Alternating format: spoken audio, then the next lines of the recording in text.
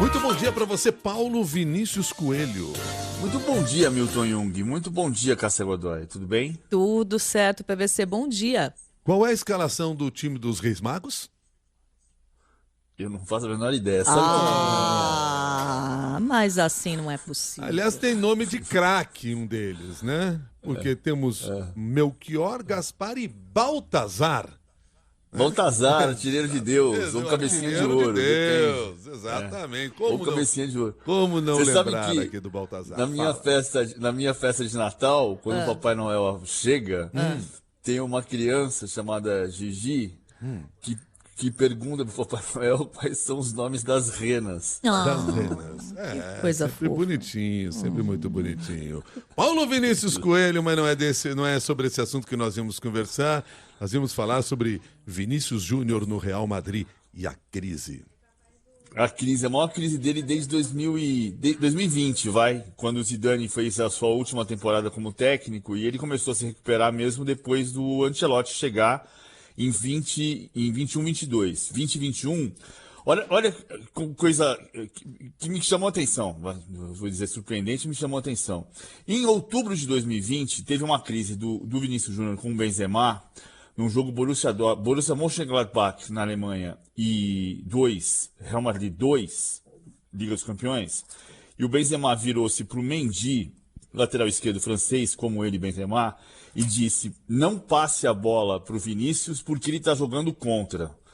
E teve um flagrante de leitura labial e foi um constrangimento. O Benzema confirmou que tinha falado isso, disse que tratava o Vinícius Júnior como um irmão mais novo, pediu desculpas e eles ficaram numa super boa. Depois, está até no documentário Baila Vini, que está na Netflix.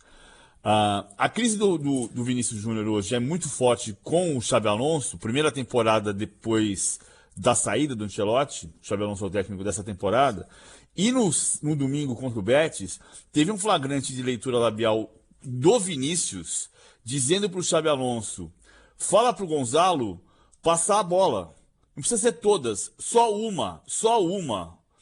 Cara, é muito parecido, não é? Só que naquele momento, em 2020, o protagonista era o Benzema, e dessa vez o protagonista é o Mbappé, e o Vinícius está tendo dificuldade para voltar a ser protagonista. Isso é muito mais preocupante, isso, na minha opinião, nesse momento, pensando em seleção brasileira, do que saber se o Neymar vai para a Copa ou se não vai. Porque o Neymar, se for para a Copa, vai ser cereja do bolo, porque ele vai ter que ser jogado muito nesse semestre para o Ancelotti se convencer a levá-lo. Mas o Vinícius Júnior foi eleito melhor jogador do mundo em 2024 e nunca mais jogou bem. E hoje o Real Madrid viaja para a Arábia Saudita para jogar a Supercopa. Quinta-feira tem Real Madrid e Atlético de Madrid. Para a seleção brasileira é muito importante acompanhar esse momento. O Ancelotti foi quem extraiu o melhor rendimento do Vinícius Júnior e ele precisa tentar extrair de novo antes do dia 11 de junho, que é quando está marcado o início, está agendado pelo menos o início da Copa do Mundo. E temos um outro assunto também, PVC. Caio Jorge fica no Cruzeiro? O Cruzeiro, de novo, recusou a proposta do Flamengo. O Flamengo chegou a um pouco mais do que 32 milhões de euros, né? Vai dar mais de 200 milhões de reais. A maior negociação da história do futebol brasileiro. Cássia Godoy se espanta toda vez que a gente fala dessas cifras, e ela tem toda a razão, até porque o mundo se espanta. A maior negociação da história do futebol brasileiro foi quando o Palmeiras contratou Vitor Roque no ano passado por 25 milhões de euros. O Cruzeiro diz que só vende o Caio Jorge por 50 milhões de euros, e tem muita gente dizendo que o Pedro Lourenço, dono do Cruzeiro, tá louco. E de certa forma pode estar mesmo, mas a gente se desacostumou com negociações de clube brasileiro para clube brasileiro. E eu não estou aqui para dizer que está certo ou está errado. Eu, no lugar do Cruzeiro, estou entendendo perfeitamente o que o Cruzeiro quer. O Cruzeiro quer se manter forte e não quer reforçar o seu principal adversário, que ele quer disputar os títulos, e o Flamengo é o grande rival. Então o Cruzeiro não quer vender para o Flamengo. É mais ou menos o seguinte, vou criar aqui uma comparação, talvez Milton Jung se lembre, se concorde comigo.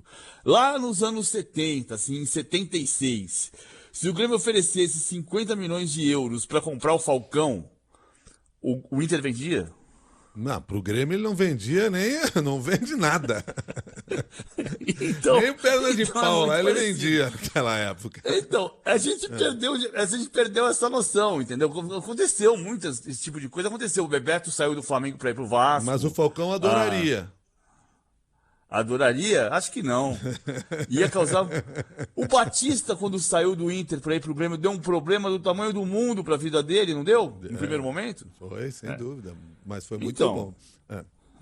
Foi muito bom, foi vice-campeão brasileiro no Grêmio. Não foi campeão gaúcho no Grêmio, né? Eu já não vou lembrar se ele conseguiu esse título Não aí, foi. mas... Não, porque o Inter foi tetra, 81, 82, naquele 83, 84. Em 83 o Batista passou pelo Palmeiras e foi pra Lazio. Não foi campeão. Mas assim, a lógica é essa. O Cruzeiro não quer reforçar o Flamengo. Quer se manter forte e não quer reforçar o seu principal adversário. Na visão do Cruzeiro, o Cruzeiro vai ser um adversário forte pro Flamengo nesse ano. Muito obrigado, um bom dia para você.